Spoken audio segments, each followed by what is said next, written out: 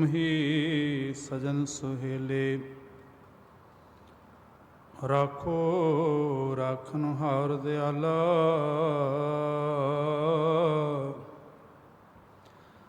नानक घर के गोले। तेरे कवन कवन गुण कह गावा, तू साहिब गुणी निधाना।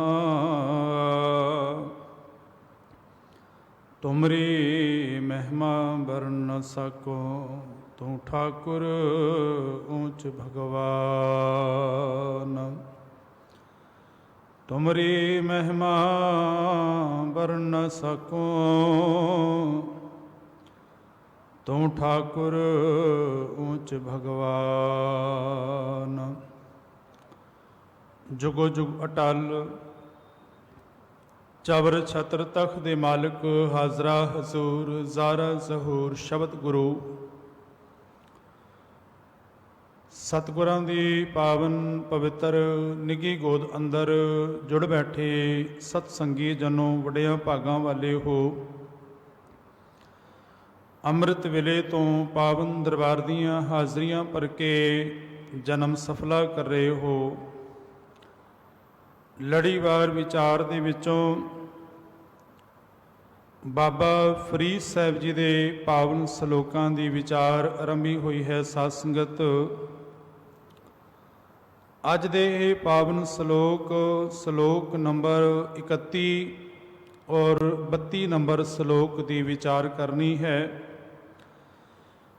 ਮਨੋ ਬਿਰਤੀਆਂ ਨੂੰ ਇਕਾਗਰ ਕਰੋ। ਸਾਰੇ ਰਲ ਕੇ ਪਹਿਲਾਂ ਇਹਨਾਂ ਸਲੋਕਾਂ ਨੂੰ ਬੜੇ ਪਿਆਰ ਦੇ ਨਾਲ ਸਰਵਣ ਕਰੀਏ ਜੀ। ਸਤਨਾਮ ਵਾਹਿਗੁਰੂ ਜੀ। ਸਾਹੁਰੇ ਢੋਈ ਨਾ ਲਹੈ, ਪਈਏ ਨਾਹੀ ਥਾਉ। ਪਿਰ ਵਾਤੜੇ ਨਾ ਪੁੱਛੇ, ਧਨ ਸੁਹਾਗਣ ਨਾਉ। ਸਾਹੁਰੇ ਪਈਏ ਕੰਤ ਕੇ, ਕੰਤ ਅਗਮ ਅਥਾ।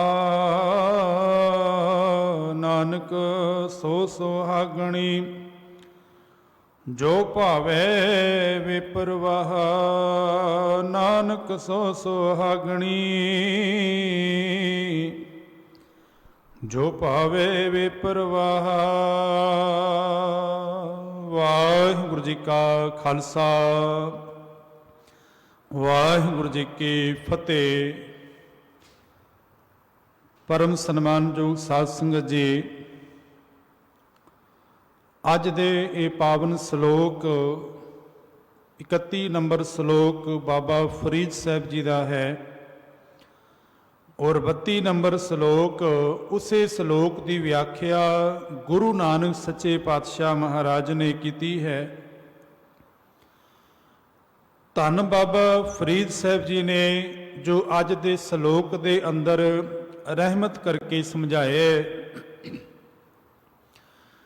ਬਾਬਾ ਫਰੀਦ ਸਾਹਿਬ ਆਖਦੇ ਨੇ ਕਿ ਸਾਹੁਰੇ ਢੋਈ ਨਾ ਲਹੈ, ਪਈਏ ਨਾਹੀ ਥਾਉ। ਉਸ ਜੀਵ ਰੂਪੀ ਇਸਤਰੀ ਨੂੰ ਨਾ ਹੀ ਸਹੁਰੇ ਘਰ ਦੇ ਅੰਦਰ ਥਾਂ ਮਿਲਦੀ ਹੈ, ਨਾ ਹੀ ਪਈਏ ਤੋਂ ਭਾਵ ਪੇਵਕੜੇ ਘਰ ਦੇ ਅੰਦਰ ਪੇਕਿਆਂ ਦੇ ਘਰ ਥਾਂ ਮਿਲਦੀ ਹੈ। ਤੇ ਇੱਥੇ ਸਹੁਰੇ ਘਰ ਔਰ ਪੇਕੇ ਘਰ ਤੋਂ ਭਾਵ ਹੈ ਪੇਕਾ ਘਰ। ਇਹ ਸੰਸਾਰ, ਇਹ ਜਗਤ ਪੇਕਾ ਘਰ ਹੈ। ਸਹੁਰਾ ਘਰ ਮਾਲਕ ਦਾ ਘਰ ਹੈ।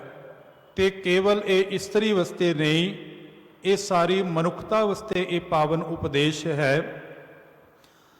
ਭਾਵੇਂ ਉਹ ਮਰਦ ਰੂਪ ਦੇ ਵਿੱਚ ਨੇ ਤੇ ਭਾਵੇਂ ਇਸਤਰੀ ਰੂਪ ਦੇ ਵਿੱਚ ਨੇ, ਕਿਉਂਕਿ ਬਾਣੀ ਆਖਦੀ ਹੈ ਇਸ ਜਗ ਮੈਂ ਪੁਰਖ ਏਕ ਹੈ, ਹੋਰ ਸਗਲੀ ਨਾਰ ਸਬਾਈ। ਇਸ ਜਗਤ ਵਿੱਚ ਪੁਰਖ ਕੇਵਲ ਉਹ ਮਾਲਕ ਵਾਹਿਗੁਰੂ ਹੈ, ਹੋਰ ਸਾਰੇ ਹੀ ਜੀ। 'ਨਾਰ ਸਬਾਈ ਨੇ, ਨਾਰਾਂ ਨੇ ਉਸਤੀਆਂ। ਤੇ ਜਿਸ ਜੀਵ ਰੂਪੀ ਇਸਤਰੀ ਨੇ ਪੇਕੇ ਘਰ ਦੇ ਅੰਦਰ, ਸੰਸਾਰ ਰੂਪੀ ਪੇਕੇ ਘਰ ਦੇ ਅੰਦਰ, ਇਸ ਲੋਕ ਦੇ ਅੰਦਰ ਔਰ ਪਰਲੋਕ ਤੋਂ ਭਾਵ ਪ੍ਰਭੂ ਦੀ ਹਜ਼ੂਰੀ। ਪਰ ਬਾਬਾ ਫਰੀਦ ਸਾਹਿਬ ਆਖਦੇ ਨੇ ਕਿ ਸਾਹੁਰੈ ਢੋਈ ਨਾ ਲਹੈ, ਉਸਨੂੰ ਸਹੁਰੇ ਘਰ ਮਾਲਕ ਦੀ ਹਜ਼ੂਰੀ ਅੰਦਰ ਵੀ ਢੋਈ ਨਹੀਂ। ਪੇਕੇ ਨਾਹੀ ਥਾਉ ਕੇ ਪਈਐ ਨਾਹੀ ਥਾਉ ਤੋਂ ਭਾਵ ਪੇਕੇ ਘਰ ਸੰਸਾਰ ਅੰਦਰ ਵੀ ਉਸਨੂੰ ਆਸਰਾ ਨਹੀਂ। ਕਿਉਂਕਿ ਬਾਬਾ ਫਰੀਦ ਸਾਹਿਬ ਆਖਦੇ ਨੇ ਕਿ ਪਿਰ ਵਾਤੜੀ ਨਾ ਪੁੱਛੇ, ਉਹਦਾ ਪਿਰ, ਉਹਦਾ ਖਸਮ ਜੇ ਉਹਦੀ ਬਾਤ ਨਾ ਪੁੱਛੇ। ਜਿਵੇਂ ਇੱਕ ਸੰਸਾਰਿਕ ਇਸਤਰੀ ਦੀ ਪਤੀ ਹੀ ਗੱਲ ਨਾ ਪੁੱਛੇ ਤੇ ਨਾ ਉਸਨੂੰ ਪੇਕੇ ਘਰ ਨਾ ਸਹੁਰੇ ਘਰ ਦੇ ਚ ਕੋਈ ਆਸਰਾ ਹੈ। ਤੇ ਫਿਰ ਬਾਬਾ ਫਰੀਦ ਸਾਹਿਬ ਆਖਦੇ ਨੇ ਕਿ ਧਨ ਸੁਹਾਗਣ ਨਾਉ, ਭਾਵੇਂ ਉਹ ਆਪਣੇ ਆਪ ਨੂੰ ਸੁਹਾਗਣ ਕਹੀ ਜਾਏ। ਉਹ ਕਾਦੀ ਸੁਹਾਗਣ ਹੈ? ਜਿਹਦੀ ਪਤੀ ਵੀ ਗੱਲ ਨਾ ਸੁਣੇ, ਜਿਹਨੂੰ ਪੇਕੇ ਘਰ ਦੇ ਅੰਦਰ ਵੀ, ਸਹੁਰੇ ਘਰ ਦੇ ਅੰਦਰ ਵੀ ਕੋਈ ਮਾਣ ਨਹੀਂ, ਕੋਈ ਇੱਜ਼ਤ ਨਹੀਂ। ਹੁਣ ਦੇਖੋ, ਧਰਮ ਕਰਕੇ ਕੋਈ ਮਨੁੱਖ ਧਰਮੀਆਂ ਵਾਲਾ ਲਿਬਾਸ ਬਣਾ ਕੇ ਕਹੇ ਕਿ ਮੈਂ ਸੁਹਾਗਣ ਹਾਂ, ਭਾਵ ਕਿ ਮੈਂ ਧਰਮੀ ਹਾਂ, ਕੇਵਲ ਲਿਬਾਸ ਦੇ ਨਾਲ ਹੀ ਬਾਬਾ ਫਰੀਦ ਸਾਹਿਬ ਆਖਦੇ ਨੇ ਕਿ ਰੱਬ ਦੇ ਘਰ ਤੋਂ ਪ੍ਰਵਾਨ ਨਹੀਂ।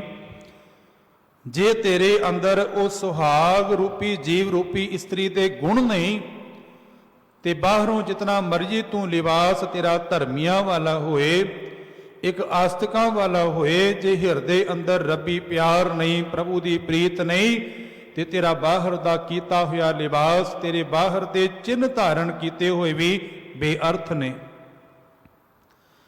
ਇਸੇ ਸ਼ਲੋਕ ਦੀ ਵਿਆਖਿਆ ਕਰਦਿਆਂ ਗੁਰੂ ਨਾਨਕ ਸੱਚੇ ਪਾਤਸ਼ਾਹ ਅੱਗੇ ਰਹਿਮਤ ਕਰਦੇ ਨੇ।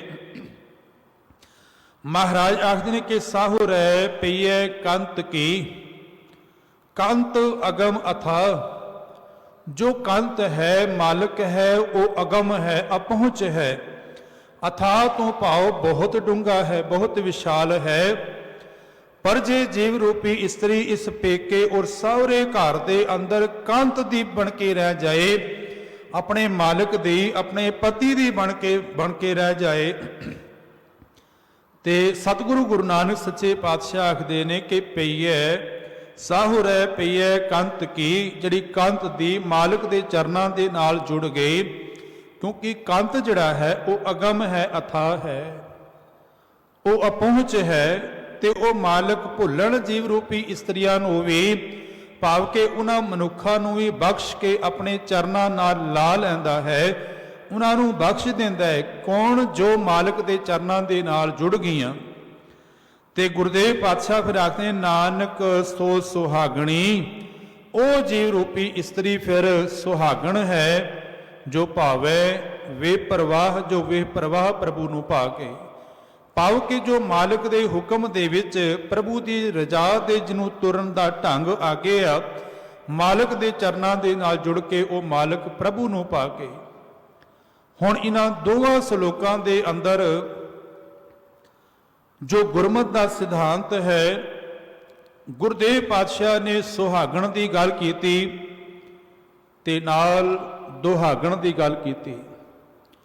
ਸੁਹਾਗਣ ਜਿਸ ਨੇ ਕੇਵਲ ਬਾਹਰੀ ਚਿੰਨ੍ਹ ਹੀ ਨਹੀਂ ਧਾਰਨ ਕੀਤੇ, ਬਾਹਰ ਤੋਂ ਕੇਵਲ ਧਰਮੀਆਂ ਵਾਲਾ ਲਿਬਾਸ ਹੀ ਨਹੀਂ ਧਾਰਨ ਕੀਤਾ, ਉਹਦੇ ਹਿਰਦੇ ਅੰਦਰ ਵੀ ਸੱਚ ਹੈ, ਉਸਦੇ ਹਿਰਦੇ ਅੰਦਰ ਵੀ ਪ੍ਰਭੂ ਦੀ ਭਗਤੀ ਹੈ, ਰੱਬੀ ਪਿਆਰ ਹੈ, ਉਹ ਸੁਹਾਗਣ ਹੈ। ਤੇ ਦੁਹਾਗਣ ਜਿਸ ਨੇ ਬਾਹਰੋਂ ਹੋ ਸਕਦਾ ਹੈ ਕਿ ਭਾਵੇਂ ਸ਼ਿੰਗਾਰ ਸੁਹਾਗਣ ਵਰਗਾ ਕੀਤਾ ਹੋਏ, ਧਰਮੀਆਂ ਵਾਲਾ ਕੀਤਾ ਹੋਏ, ਪਰ ਹਿਰਦੇ ਅੰਦਰ ਸੱਚ ਨਹੀਂ। ਗੁਰਬਾਣੀ ਦੇ ਵਿੱਚੋਂ ਜੋ ਦਰਸ਼ਨ ਕਰਦੇ ਹਾਂ ਤੇ ਸੁਹਾਗਣ ਦੇ ਬਾਰੇ ਸਤਿਗੁਰ ਮਹਾਰਾਜ ਰਹਿਮਤ ਕਰਦੇ ਨੇ, ਆਖਦੇ ਨਾਨਕ ਸੁਹਾਗਣ ਕਾ ਕਿਆ ਚਿੰਨ੍ਹ ਹੈ। ਕਿ ਇੱਕ ਸੁਹਾਗਣ ਜੀਵ ਰੂਪੀ ਇਸਤਰੀ ਦਾ, ਇੱਕ ਸੁਹਾਗ ਧਰਮੀ ਜੀਵ ਦੇ ਅੰਦਰ ਕੀ ਗੁਣ ਨੇ, ਉਹ ਕਿਵੇਂ ਧਰਮ ਦੀ ਦੁਨੀਆ ਅੰਦਰ ਸੁਹਾਗ ਵਾਲਾ ਕਿਹਾ ਜਾ ਸਕਦਾ ਹੈ, ਧਰਮੀ ਕਿਹਾ ਜਾ ਸਕਦਾ ਹੈ। ਤੇ ਗੁਰੂ ਸਾਹਿਬ ਆਖਦੇ ਨੇ ਕਿ ਨਾਨਕ ਸੁਹਾਗਣ ਕਾ ਕਿਆ ਚਿੰਨ੍ਹ ਹੈ, ਅੰਦਰ ਸੱਚ, ਜਿਸ ਦੇ ਹਿਰਦੇ ਅੰਦਰ ਵੀ ਸੱਚ ਹੈ, ਜਿਸ ਦੇ ਹਿਰਦੇ ਅੰਦਰ ਵੀ ਸਤ ਨਾਮ ਹੈ, ਜਿਸ ਦੇ ਹਿਰਦੇ ਅੰਦਰ ਵੀ ਭਗਤੀ ਹੈ, ਜਿਸ ਦੇ ਹਿਰਦੇ ਅੰਦਰ ਕੇਵਲ ਤੇ ਕੇਵਲ ਮਾਲਕ ਦਾ ਨਾਮ ਹੈ। ਤੇ ਪਾਤਸ਼ਾਹ ਆਖਦੇ ਨੇ ਕਿ ਅੰਦਰ ਸੱਚ ਮੁਖ ਉਜਲਾ, ਫਿਰ ਉਸ ਦਾ ਮੁਖ ਲੋਕ ਪਰਲੋਕ ਦੇ ਅੰਦਰ ਉਜਲਾ ਹੈ। ਉਹ ਇੱਜ਼ਤ ਦੇ ਨਾਲ ਸੰਸਾਰ ਅੰਦਰ ਵੀ ਮਾਣ ਪ੍ਰਾਪਤ ਕਰਦਾ ਹੈ, ਰੱਬ ਦੀ ਹਜ਼ੂਰੀ ਅੰਦਰ ਵੀ ਉਹ ਇੱਜ਼ਤ ਖੜਦਾ ਹੈ। ਨਾਨਕ ਅੰਦਰ ਸੱਚ ਮੁਖ ਉਜਲਾ, ਖਸਮੇ ਮਾਹੇ ਸਮਾਹੇ, ਤੇ ਆਪਣੇ ਖਸਮ ਦੇ ਨਾਲ, ਵਾਹਿਗੁਰੂ ਦੇ ਨਾਲ, ਚਰਨਾਂ ਦੇ ਨਾਲ ਭਗਤੀ ਦੇ ਵਿੱਚ ਸਮਾਇਆ ਰਹਿੰਦਾ ਹੈ। ਜਿਸ ਨੂੰ ਮੇਰੇ ਮਾਲਕ ਆਖਦੇ ਨੇ ਕਿ ਢੂੰਡੇਂਦੀਏ ਸੁਹਾਗ ਕੋ ਤਿਨਾ ਕਾਈ ਕੋਰ। ਜੇ ਤੂੰ ਆਪਣੇ ਸੁਹਾਗ ਨੂੰ, ਆਪਣੇ ਮਾਲਕ ਨੂੰ, ਪ੍ਰਭੂ ਨੂੰ ਲੋੜਦੀ ਹੈ, ਢੂੰਡਦੀ ਹੈ, ਤੇ ਇੱਕ ਗੱਲ ਚੇਤੇ ਰੱਖੀ, ਢੂੰਡੇਂਦੀਏ ਸੁਹਾਗ ਕੋ ਤੇ ਤਨ ਕਾਈ ਕੋਰ, ਜਿਨ੍ਹਾਂ ਨਾਮ ਸੁਹਾਗਣੀ ਤਿਨਾ ਝਾਕ ਨਾ ਹੋਰ। ਜਿਹੜੀਆਂ ਜੀਵ ਰੂਪੀ ਇਸਤਰੀਆਂ ਸੁਹਾਗਣੀਆਂ ਨੇ ਨਾ, ਉਹ ਫਿਰ ਹੋਰ ਪਾਸੇ ਨਹੀਂ ਝਾਕਦੀਆਂ। ਜਿਸ ਨੂੰ ਮੈਂ ਇਸ ਤਰ੍ਹਾਂ ਕਹਿੰਦਾ ਹਾਂ ਕਿ ਜੇ ਸੰਸਾਰ ਅੰਦਰ ਕਿਸੇ ਇਸਤਰੀ ਦੇ ਹਿਰਦੇ ਅੰਦਰ ਆਪਣੇ ਪਤੀ ਲਈ ਪਿਆਰ ਹੈ, ਆਪਣੇ ਪਤੀ ਲਈ ਇੱਜ਼ਤ ਹੈ, ਤੇ ਉਹਦੇ ਹਿਰਦੇ ਵਿੱਚ ਇੱਕ ਖਾਸ ਥਾਂ ਹੈ ਪਤੀ ਲਈ, ਤੇ ਉਸ ਪਤੀ ਦੀ ਥਾਂ ਦੇ ਉੱਪਰ ਕੋਈ ਹੋਰ ਨਹੀਂ ਆ ਸਕਦਾ, ਕਿਉਂਕਿ ਪਤੀ ਦੇ ਨਾਲ ਉਹਦਾ ਪਿਆਰ ਹੈ, ਪਤੀ ਲਈ ਉਸ ਨੂੰ ਮਾਣ ਹੈ, ਇੱਜ਼ਤ ਹੈ, ਤੇ ਹਿਰਦੇ ਦੀ ਉਸ ਥਾਂ ਦੇ ਉੱਪਰ, ਪਤੀ ਵਾਲੀ ਜਗ੍ਹਾ ਦੇ ਉੱਪਰ ਕੋਈ ਹੋਰ ਆ ਨਹੀਂ ਸਕਦਾ। ਤੇ ਜਿਸ ਦਿਨ ਉਸ ਪਤੀ ਵਾਲੀ ਥਾਂ ਹਿਰਦੇ ਦੇ ਉੱਪਰ ਕੋਈ ਹੋਰ ਆ ਗਿਆ, ਉਹ ਰਿਸ਼ਤਾ ਟੁੱਟ ਜਾਂਦਾ ਹੈ, ਉਹ ਰਿਸ਼ਤਾ ਖਤਮ ਹੋ ਜਾਂਦਾ ਹੈ, ਉਸ ਰਿਸ਼ਤੇ ਦੀ ਹੋਂਦ ਨਹੀਂ ਰਹਿੰਦੀ। ਬਸ ਇਸੇ ਤਰ੍ਹਾਂ ਸਿੱਖ ਦੇ ਹਿਰਦੇ ਅੰਦਰ ਵੀ ਗੁਰੂ ਗ੍ਰੰਥ ਸਾਹਿਬ ਮਹਾਰਾਜ ਨੇ ਮਾਲਕ ਦੀ ਟੇਕ ਹੈ। ਦੇਖੋ, ਕਿਸੇ ਦੇ ਧਰਮ ਨੂੰ ਮਾੜਾ ਨਹੀਂ ਕਹਿਣਾ, ਸਾਰੇ ਧਰਮ ਮੁਬਾਰਕ ਨੇ। ਗੁਰੂ ਅਰਜਨ ਦੇਵ ਮਹਾਰਾਜ ਤੇ ਕਹਿੰਦੇ ਕਿ ਕੋਈ ਬੋਲੇ ਰਾਮ ਰਾਮ, ਕੋਈ ਖੁਦਾਏ, ਕੋਈ ਸੇਵੈ ਗੁਸਈਆਂ, ਕੋਈ ਅਲਾਏ। ਇੱਥੋਂ ਤੱਕ ਕਿ ਵੇਦ ਕਤੇਬ ਕਹੋ ਮਤ ਝੂਠੇ ਝੂਠਾ, ਜੋ ਨਾ ਵਿਚਾਰੈ। ਝੂਠਾ ਤੇ ਉਹ ਹੈ ਜੋ ਧਾਰਮਿਕ ਗ੍ਰੰਥਾਂ ਨੂੰ ਵਿਚਾਰਦਾ ਨਹੀਂ ਹੈ, ਕਿਸੇ ਦੇ ਧਰਮ ਨੂੰ ਮਾੜਾ ਨਹੀਂ, ਲੇਕਿਨ ਇਸ ਹਿਰਦੇ ਅੰਦਰ ਕੇਵਲ ਗੁਰੂ ਗ੍ਰੰਥ ਸਾਹਿਬ ਨੇ, ਕੇਵਲ ਗੁਰੂ ਗ੍ਰੰਥ ਸਾਹਿਬ ਮਹਾਰਾਜ ਦੀ ਟੇਕ ਜਿਸ ਸਿੱਖ ਦੇ ਹਿਰਦੇ ਵਿੱਚ ਹੈ, ਕਿਉਂਕਿ ਮਾਲਕ ਦੇ ਨਾਲ ਪ੍ਰੇਮ ਹੈ, ਸਾਰੇ ਧਰਮਾਂ ਦਾ ਸਤਿਕਾਰ ਹੈ, ਸਾਰੇ ਧਰਮਾਂ ਨੂੰ ਮਾਣ ਹੈ। ਜਿਵੇਂ ਇੱਕ ਬੱਚੀ ਜਦੋਂ ਸਹੁਰੇ ਘਰ ਜਾਂਦੀ ਹੈ ਨਾ, ਉਹ ਕੇਵਲ ਆਪਣੇ ਪਤੀ ਤੱਕ ਹੀ ਸੀਮਿਤ ਨਹੀਂ ਰਹਿੰਦੀ, ਘਰ ਦੇ ਜਿਤਨੇ ਹੋਰ ਮੈਂਬਰ ਨੇ ਉਹ ਉਹਨਾਂ ਨੂੰ ਵੀ ਮਾਣ ਦਿੰਦੀ ਹੈ, ਉਹਨਾਂ ਨੂੰ ਵੀ ਇੱਜ਼ਤ ਦਿੰਦੀ ਹੈ, ਪਰ ਹਿਰਦੇ ਰੂਪੀ ਉਸ ਸੇਜ ਦੇ ਉੱਪਰ ਕੇਵਲ ਪਤੀ ਲਈ ਥਾਂ ਹੈ, ਉਸ ਥਾਂ ਦੇ ਉੱਪਰ ਕੁਝ ਹੋਰ ਨਹੀਂ। ਤੇ ਗੁਰਦੇਵ ਨੇ ਇਸ ਪਾਵਨ ਬਾਣੀ ਅੰਦਰ ਫਿਰ ਰਹਿਮਤ ਕੀਤੀ ਕਿ ਢੂੰਡੇ ਦੀਏ ਸੁਹਾਗ ਕੋ ਤੋ ਤਨ ਕਾਈ ਕੋਰ, ਜਿਨ੍ਹਾਂ ਨਾਮ ਸੁਹਾਗਣੀ ਤਿੰਨਾ ਝਾਕ ਨਾ ਹੋਰ। ਤੇ ਜਿਨ੍ਹਾਂ ਦਾ ਨਾਮ ਸੁਹਾਗਣੀ ਹੈ, ਫਿਰ ਉਹ ਹੋਰ ਪਾਸੇ ਨਹੀਂ। ਸੁਹਾਗਣ ਦੇ ਬਾਰੇ ਹੀ ਮਹਾਰਾਜ ਆਖਦੇ ਨੇ ਕਿ ਮਨ ਸਾਚਾ ਮੁਖ ਸਾਚਾ ਸੋਏ, ਜਿਹਦੇ ਮਨ ਅੰਦਰ ਵੀ, ਮੁਖ ਦੇ ਉੱਪਰ ਵੀ ਸੱਚਾ ਪ੍ਰਭੂ ਹੈ। ਮਨ ਸਾਚਾ ਮੁਖ ਸਾਚਾ ਸੋਏ, ਅਵਰ ਨਾ ਪੇਖੈ ਏਕਸ ਬਿਨ ਕੋਏ, ਨਾਨਕ ਇਹ ਲੱਛਣ ਬ੍ਰਹਮ ਗਿਆਨੀ ਹੋਏ। ਅਸਲ ਦੇ ਵਿੱਚ ਉਹ ਜੀਵ ਰੂਪੀ ਸੁਹਾਗਣੀ ਹੈ। ਹੁਣ ਦੁਹਾਗਣ ਦੀ ਗੱਲ ਕਰੀਏ, ਦੁਹਾਗਣ ਦੇ ਪ੍ਰਥਾਏ ਵੀ ਮੇਰੇ ਮਾਲਕ ਨੇ ਬਾਣੀ ਅੰਦਰ ਰਹਿਮਤ ਕਰਕੇ ਸਮਝਾਇਆ। ਮਹਾਰਾਜ ਆਖਦੇ ਨੇ ਕਿ ਦੁਹਾਗਣੀ ਕਿਆ ਨਿਸ਼ਾਨੀਆਂ। ਜੇ ਗੁਰਦੇਵ ਪਾਤਸ਼ਾਹ ਤੁਸੀਂ ਸੁਹਾਗਣ ਦੀਆਂ ਨਿਸ਼ਾਨੀਆਂ ਦਸੀਆਂ ਨੇ ਕਿ ਸੁਹਾਗਣ ਕਾ ਕਿਆ ਚਿੰਨ੍ਹ ਹੈ, ਤੇ ਦੁਹਾਗਣ ਦੇ ਬਾਰੇ ਵੀ ਦੱਸੋ, ਕਿਉਂਕਿ ਸਿੱਖ ਸੁਚੇਤ ਹੋ ਜਾਏ ਕਿ ਉਹ ਕੰਮ ਨਹੀਂ ਕਰਨੇ ਜਿਹੜੇ ਗੁਰੂ ਨੇ ਮਨਾ ਕੀਤੇ ਨੇ, ਵਰਜੇ ਨੇ। ਤੇ ਮਾਲਕ ਆਖਦੇ ਨੇ ਕਿ ਦੁਹਾਗਣ ਕਿਆ ਨਿਸ਼ਾਨੀਆਂ, ਖਸਮੋਂ ਕੁੱਥੀਆਂ ਫਿਰੈ ਨਿਮਾਣੀਆਂ, ਖਸਮ ਤੋਂ ਟੁੱਟੀਆਂ ਹੋਈਆਂ ਨੀ ਆਸਰੀਆਂ ਹੀ ਸੰਸਾਰ ਅੰਦਰ ਜੀਵਨ ਬਤੀਤ ਕਰਦੀਆਂ ਨੇ। ਮਹਾਰਾਜ ਆਖਦੇ ਨੇ ਕਿ ਦੁਹਾਗਣ ਕਿਆ ਨਿਸ਼ਾਨੀਆਂ, ਖਸਮੋਂ ਕੁੱਥੀਆਂ ਫਿਰੈ ਨਿਮਾਣੀਆਂ, ਮੈਲੇ ਵੇਸ ਤਿਨਾ ਕਾਮਣੀ। ਉਹਨਾਂ ਜੀਵ ਰੂਪੀ ਇਸਤਰੀਆਂ ਦਾ ਜੋ ਵੇਸ ਹੈ, ਇੰਜ ਕਹਿ ਲਵਾਂ ਉਹਨਾਂ ਦਾ ਜੋ ਕਿਰਦਾਰ ਹੈ, वो बड़ा मैला है। मैले वेश्त न कामणी दुखी रहन विहाए जियो, ते अपनी सारी जिंदगी महाराज आखदे ने दुखा अंदर ही उपतीत करती है। सतगुरु गुरु नानक सच्चे पातशाह नूं पुछदे आ, गुरुदेव पातशाह संसार अंदर सिख दा जीवन कैसा होए, वो किवें सुहाग रूपी जीव इस्त्री बने। गुरुदेव पातशाह ने पहले गल कीती उन्हां दी जिहड़े बाहर तो धर्मी नज़र आते ने पर अंदर सच नहीं है।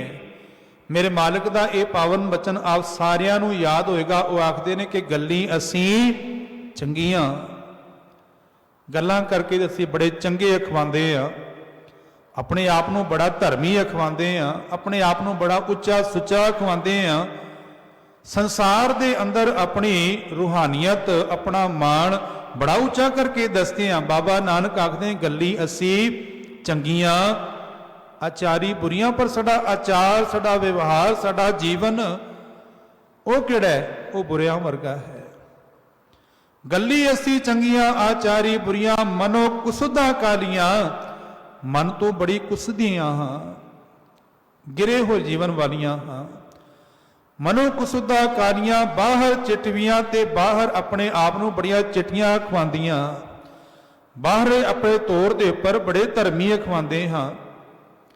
ते महाराज आखते ने कि रीसा करे तिनाड़ियां जो सेवै दर खड़ियां, रीसा उन्हां दियां करदियां हाँ जो सेवै दर खड़ियां, जो प्रभु के दर के उपर खड़े होके रब की भगती के अंदर रंगे हुए ने, प्रेम के अंदर रंगे हुए ने, सेवा के अंदर रंगे हुए ने, नाम के अंदर रंगे हुए ने, रीसा उन्हां दियां करदियां कि रीसा करे तिनाड़ियां जो सेवै दर खड़ियां। देखो ना अज दे श्लोक के अंदर जो बाबा फरीद साहब जी ने रहमत करके आख्या कि साहु रै ढोई ना लहै पईए ना ही थाओ, ना सोहरे घर लोक अंदर ना परलोक दे अंदर। ते नाल ही आखदे ने फिर वातड़ी ना पुछे खसम भी मालिक भी, पति भी उदी बात ना पुछे, धन सुहागण ना हो, पर जी अपने आप को आखे कि मैं तो धर्मी हाँ जी, मैं तो सुहाग रूपी जीव स्त्री हाँ, ना ही अंदर सच है ना मुख उजला है। हुण जदों गुरु नानक सच्चे पातशाह तुलंबे की धरती पर गए, सज्जन ठग ने जो लिबास पाया हुआ है वो धर्मियों वाला पिया है। एक पासे ठाकुर द्वारा दूसरे पासे मस्जिद है। जे कोई हिंदू वीर आंदा है उसनों वो ठाकुर द्वारे लैके जाए, उसकी सेवा करनी, इंज कह लवा कि पखंड दिखाने बड़ी सेवा भगती करदा हाँ जी। ते रात नूं जो धन पदार्थ हुंदा सी खोह लैना ते उहदे जीवन का घाण कर देना। जे कोई मुसलमान आंदा सी उहनूं मस्जिद वल लैके जाना। पता नहीं कितने क जीवां दा घाण कीता, कितने क जीवां नूं संसार दे विचों मौत दे घाट उतारिया। बाबा नानक गए ने, सोचिया सज्जन ठग ने बड़ी उच्ची सामी है, बड़ा कुछ मिलेगा। इतिहास बड़ा लंबेरा है, मैं गल नेड़े रखा। बाबे नानक उते घट घट के अंतर की जान आखन के मरदानिया रबाब छे बाणी आई है, कुछ सिफत खुदा दी करिए। ते जदों मरदाना जी ने सूही राग दियां सुरां लाइयां, बाबे नानक ने फिर कीर्तन किया उजल के हाँ चिलकना घोटी मकालड़ी मस, धोतियां जूठ न उतरै जे 100 धोवा ते सज्जन सही नाल मैं चलदियां नाल चलन, जिथे लेखा मंगीए तिथे खड़े दिसन। देखो बाहर तो लिबास भी धर्मियों वाला है, अपने आप को आखदा भी धर्मी है, नाम ही सज्जन है। महाराज आखदे ने कि साहुर ढोई ना लहै पईए ना ही थाओ, फिर वातड़ी ना पूछे खसम भी बात ना पूछे, पर अपने आप को धन सुहागण दा आखे कि मैं धर्मी हाँ। पर गुरु नानक सच्चे पातशाह आखदे ने, महाराज आखदे ने कि सौ रह पई है कंत की। पर जदों वो मालिक की शरण पै गया कि गुरु नानक सच्चे पातशाह तुसी ते मेरा अंदर बयान कर दिता है बाणी विच, चरनां दे विच पै गया। ते गुरु नानक सच्चे पातशाह फिर बख्शिंद ने इन्हां सलोकां अंदर भी आखदे ने कि साहुर है पई है कंत की, जो सोहरे और पेके घर दे कंत दे मालिक दे बन के होके रह गए, क्योंकि कंत अगम अथा जिहड़ा कंत है वाहिगुरु है वो बेअंत है, बड़ा डूंगा है, वो बख्शिंद है। ते नाल ही फिर गुरु नानक सच्चे पातशाह ने कह दिता, महाराज आखदे ने कि नानक धन सुहागणी जो भावे वे परवाह। ਉਹ ਜੀ ਰੂਪੀ ਇਸਤਰੀ ਸੁਹਾਗਣੀ ਹੈ ਜੋ ਬੇਪਰਵਾਹ ਪ੍ਰਭੂ ਨੂੰ ਭਾ ਗਈ, ਮਾਲਕ ਦੇ ਚਰਨਾਂ ਦੇ ਜੁੜ ਗਈ, ਉਹ ਸੱਜਣ ਵੀ ਬਖਸ਼ਿਆ ਗਿਆ। ਤੇ ਗੁਰੂ ਨਾਨਕ ਸੱਚੇ ਪਾਤਸ਼ਾਹ ਨੇ ਪ੍ਰਚਾਰਕ ਥਾਪਿਆ ਉਸ ਨੂੰ। ਇਹ ਦੁਹਾਗਣ ਦੀ ਗੱਲ, ਇਹ ਸੁਹਾਗਣ ਵਾਲਾ ਜੀਵਨ ਬਣ ਗਿਆ। ਸਤਿਗੁਰੂ ਮਹਾਰਾਜ ਸੁਹਾਗਣ ਦੇ ਬਾਰੇ ਬਿਆਨ ਕਰਦੇ ਨੇ।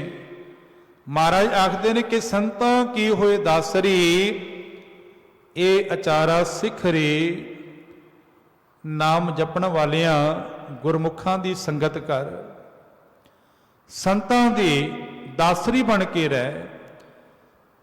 ਜੇ ਹਿਰਦੇ ਅੰਦਰ ਦੁਹਾਗਣ ਵਾਲੇ ਗੁਣ ਨੇ, ਅਵਗੁਣ ਨੇ ਨਾ, ਤੇ ਫਿਰ ਇੱਕ ਕੰਮ ਕਰ, ਸੰਤਾਂ ਕੀ ਹੋਏ ਦਾਸਰੀ, ਇਹ ਅਚਾਰਾ ਸਿਖਰੀ, ਸਗਲ ਗੁਣਾ ਗੁਣ ਊਤਮੋ ਭਰਤਾ ਦੂਰ ਨਾ ਪਿਖਰੀ। ਜੋ ਮਾਲਕ ਸਾਰੇ ਗੁਣਾਂ ਦੇ ਨਾਲ ਭਰਪੂਰ ਹੈ, ਸਗਲ ਗੁਣਾ ਗੁਣ ਉਤਮੋ ਭਰਤਾ ਦੁਗੁਣਾ ਪਿਖਰੀ। ਇਹ ਮਨ ਸੁੰਦਰ ਆਪਣਾ ਹਰ ਨਾਮ ਮਜੀਠੈ ਰੰਗ ਰੇ।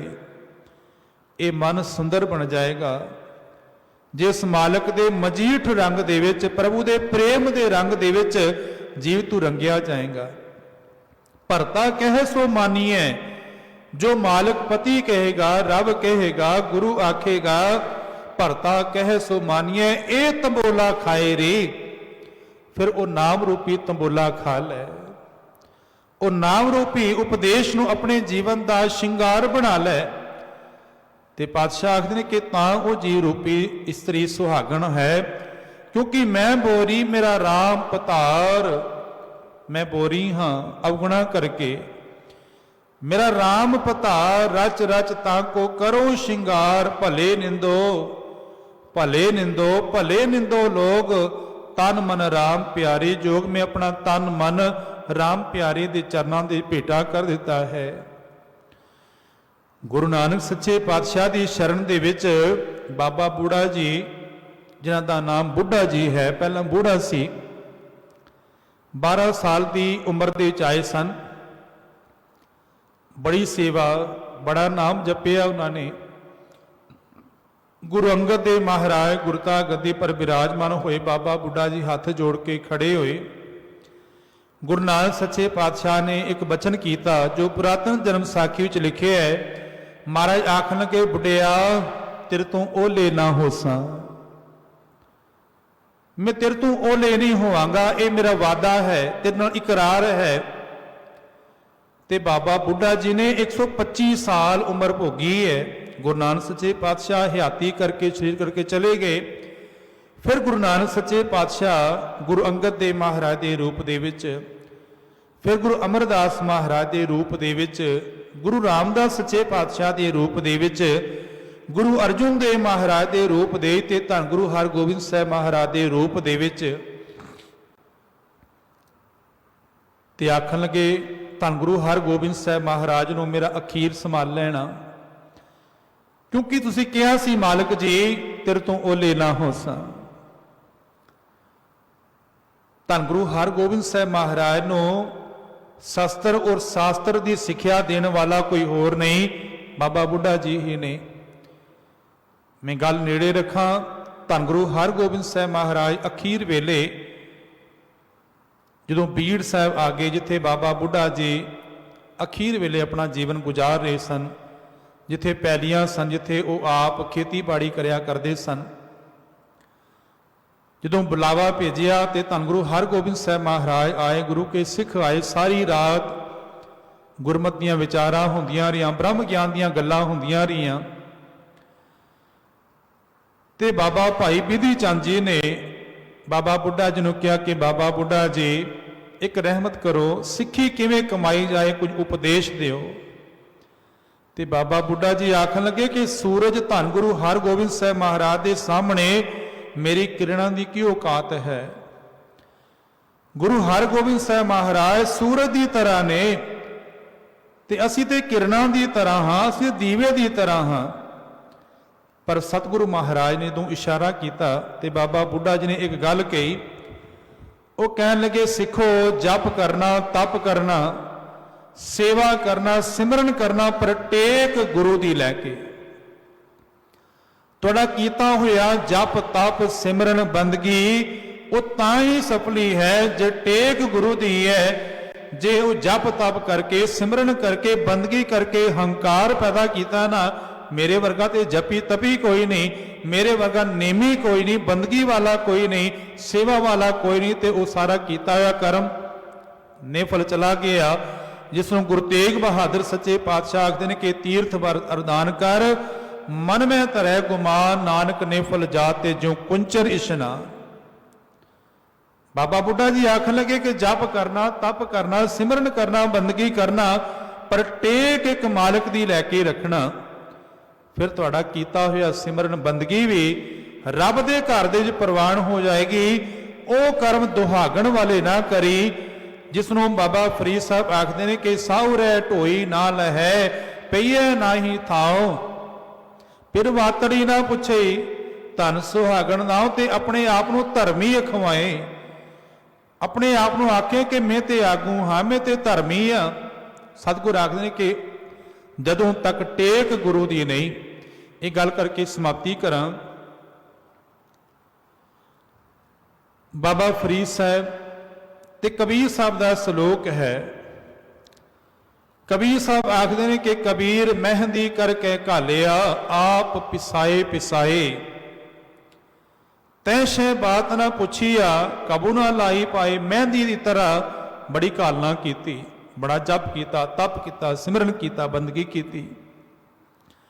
ਮਹਿੰਦੀ ਦੀ ਤਰ੍ਹਾਂ, ਕਿਉਂਕਿ ਮਹਿੰਦੀ ਨੂੰ ਪਹਿਲੇ ਪੱਤੀਆਂ ਨੂੰ ਤੋੜਿਆ ਜਾਂਦਾ ਹੈ, ਫਿਰ ਸੁਕਾਇਆ ਜਾਂਦਾ ਹੈ, ਕੁੱਟਿਆ ਜਾਂਦਾ ਹੈ, ਫਿਰ ਅਖੀਰ ਚੰਗੀ ਤਰ੍ਹਾਂ ਕੁੱਟ ਕੇ ਪਾਣੀ ਦੇ ਵਿੱਚ ਘੋਲ ਕੇ ਤਾਂ ਫਿਰ ਉਹ ਮਾਲਕ ਆਪਣੇ ਪੈਰਾਂ ਦੇ ਚਲਾਉਂਦਾ ਹੈ।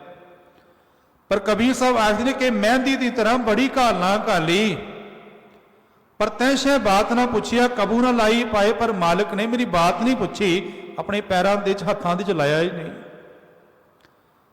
ਗੁਰੂ ਅਮਰਦਾਸ ਮਹਾਰਾਜ ਇਸੇ ਸ਼ਲੋਕ ਦੀ ਵਿਆਖਿਆ ਕਰਦੇ ਨੇ, ਆਖਦੇ ਨੇ ਕਿ ਨਾਨਕ ਮਹਿੰਦੀ ਕਰਕੇ ਰੱਖਿਆ, ਰੱਬ ਨੇ ਹੀ ਤੈਨੂੰ ਮਹਿੰਦੀ ਕਰਕੇ ਬਣਾਇਆ ਵੀ ਹੈ। ਉਹ ਪ੍ਰੇਰਣਾ ਦੇਣ ਵਾਲਾ, ਉਦਮ ਦੇਣ ਵਾਲਾ ਕੋਈ ਹੋਰ ਨਹੀਂ, ਰੱਬ ਹੀ ਹੈ। ਮਹਿੰਦੀ ਕਰਕੇ ਰੱਖਿਆ। ਜੇ ਤੂੰ ਗੁਰੂ ਘਰ ਚੱਲ ਕੇ ਆਏ ਹੈ, ਜੇ ਤੂੰ ਸੇਵਾ ਕੀਤੀ ਹੈ, ਬੰਦਗੀ ਕੀਤੀ ਹੈ, ਤਾਂ ਹੰਕਾਰ ਨਾ ਕਰੀ, ਰੱਬ ਨੇ ਤੈਨੂੰ ਚੁਣਿਆ ਹੈ। ਰੱਬ ਨੇ ਆਪ ਪ੍ਰੇਰਣਾ ਦੇ ਕੇ ਤੈਨੂੰ ਕਰਵਾਇਆ ਹੈ, ਆਪ ਤੈਨੂੰ ਮਾਲਕ ਨੇ ਸੇਵਾ ਲਈ ਹੈ, ਫਿਰ ਹੰਕਾਰ ਕਾਹਦਾ ਕਰਦੇ ਹੈ। ਨਾਨਕ ਮਹਿੰਦੀ ਕਰਕੇ ਰੱਖਿਆ, ਸੋ ਸ਼ੋ ਨਦਰ ਕਰੇ, ਆਪੇ ਪੀਸੈ ਆਪੇ ਘਸੈ, ਆਪੇ ਹੀ ਲਾਏ ਲੈ। ਆਪੇ ਪੀਸਣ ਵਾਲਾ, ਆਪੇ ਘਸਣ ਵਾਲਾ, ਆਪੇ ਹੀ ਲਾਏ ਲੈ। ਇਹ ਪਰਮ ਪਿਆਲਾ ਖਸਮ ਕਾ, ਜੈ ਭਾਵੇਂ ਤੈ ਦੇ। ਇਹ ਪ੍ਰੇਮ ਦਾ, ਬੰਦਗੀ ਦਾ, ਸਿਫਤ ਸਲਾਹ ਦਾ, ਜਪ ਦਾ, ਤਪ ਦਾ ਇਹ ਪਿਆਲਾ ਪ੍ਰਭੂ ਦਾ ਹੈ। ਉਹ ਜਿਸ ਨੂੰ ਭਾਉਂਦਾ ਹੈ ਤਿਸ ਨੂੰ ਦੇ ਦਿੰਦਾ ਹੈ। ਸੋ ਮਹਾਰਾਜ ਆਖਦੇ ਨੇ ਕਿ ਜਪ ਤਪ ਕਰਦਾ ਤੇ ਫਿਰ ਦਾ ਹੰਕਾਰ ਨਾ ਕਰੀ। ਇੱਕ ਵਾਰੀ ਫਿਰ ਇਹ ਸ਼ਲੋਕ ਉਚਾਰ ਕੇ ਸਮਾਪਤੀ ਹੈ।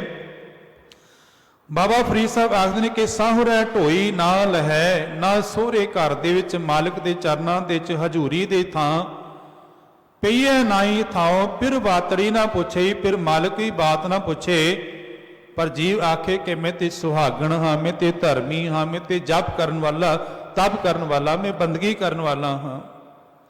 ਗੁਰੂ ਨਾਨਕ ਸੱਚੇ ਪਾਤਸ਼ਾਹ ਆਖਦੇ ਨੇ, ਸਾਹੁ ਰਹਿ ਪਈਐ ਕੰਤ ਕੀ, ਉਹ ਜੀਵ ਰੂਪੀ ਇਸਤਰੀ ਸਹੁਰੇ ਔਰ ਪੇਕੇ ਘਰ ਦੇ ਵਿੱਚ ਕੰਤ ਦੀ ਜੋ ਮਾਲਕ ਦੀ ਬਣ ਕੇ ਹੋ ਕੇ ਰਹਿ ਗਈ। ਕਿਉਂਕਿ ਮਹਾਰਾਜ ਆਖਦੇ ਨੇ, ਸਾਹੁ ਰਹਿ ਪਈਐ ਕੰਤ ਕੀ, ਕੰਤ ਅਗਮ ਅਥਾ। ਉਹ ਵਾਹਿਗੁਰੂ ਅਗਮ ਹੈ, ਵਾਹਿਗੁਰੂ ਬਖਸ਼ਿੰਦ ਹੈ, ਡੂੰਘਾ ਹੈ, ਵਿਸ਼ਾਲ ਹੈ। ਤੇ ਨਾਲ ਹੀ ਆਖਦੇ ਨੇ, ਨਾਨਕ ਸੋ ਸੁਹਾਗਣੀ, ਉਹ ਜੀ ਰੂਪੀ ਇਸਤਰੀ ਸੁਹਾਗਣੀ ਹੈ, ਜੋ ਭਾਵੈ ਵੇਪਰਵਾਹ, ਜੋ ਵੇਪਰਵਾਹ ਪ੍ਰਭੂ ਨੂੰ ਭਾਗੇ। ਇਸ ਲਈ ਇੱਕ ਕੰਮ ਕਰੇ, ਜਿਨੀ ਕਮੀ ਨਾਹੀ ਗੁਣ, ਤੇ ਕਮੜੇ ਵਿਸਾਰ। ਜਿਨ੍ਹਾਂ ਕੰਮਾਂ ਕੀਤਿਆਂ ਮਾਲਕ ਦੀ ਹਜ਼ੂਰੀ ਅੰਦਰ ਥਾਂ ਨਾ ਮਿਲੇ ਨਾ, ਉਹਨਾਂ ਕਮੜਿਆਂ ਨੂੰ ਵਿਸਾਰ ਦੇ। ਜਿਨੀ ਕਮੀ ਨਾਹੀ ਗੁਣ, ते कमड़े विसार मत शर्मिंदा थीवे। साईं दे दरबार सतगुर कृपा करन। बोलदियां बेअंत भुल्लां गुरु समर्थ है। आप संगत बख्शण जोग हो, बख्श देना जी। आखो प्यार नाल वाहिगुरु जी का खालसा वाहिगुरु जी की फतेह।